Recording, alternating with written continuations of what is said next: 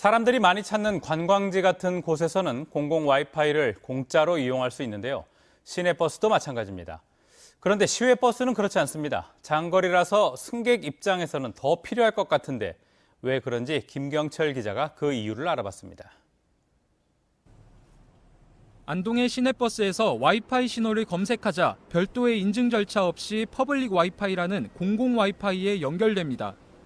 경북의 시내버스는 10개 시지역에 모두 1,162대, 이 가운데 62%인 717대에 공공 와이파이를 연결할 수 있습니다.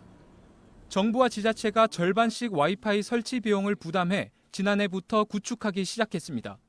올 연말까지 445대를 추가적으로 설치할 예정이고 내년에는 농어촌 버스를 대상으로 서비스를 확대할 계획입니다. 하지만 시외버스는 대부분 와이파이가 없습니다.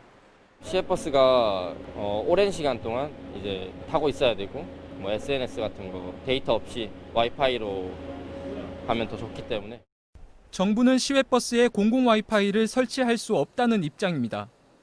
시외버스의 경우 타 지역으로 이동할 일이 있는 승객이 제한적으로 이용하기 때문에 공공 와이파이를 제공하기는 어렵다는 겁니다.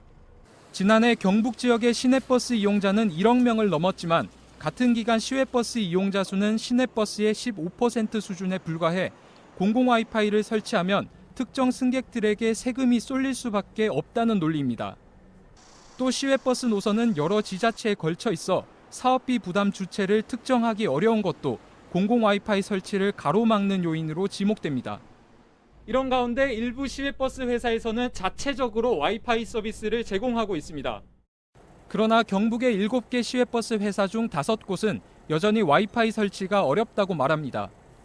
와이파이 월 운영 비용은 환경에 따라 차이가 있지만 버스 한 대당 대략 4만 5천 원. 경북 지역 시외버스 719대에 모두 설치하면 1년에 3억 8천만 원의 비용이 발생합니다. 운전자들이 지금 근무도 제대로 못하는 상황입니다. 견뎌내냐 못 견뎌내냐 이런 적은데 거기까지 투자할 정도로 운전시외버스에서 그 정도 여력이 없습니다.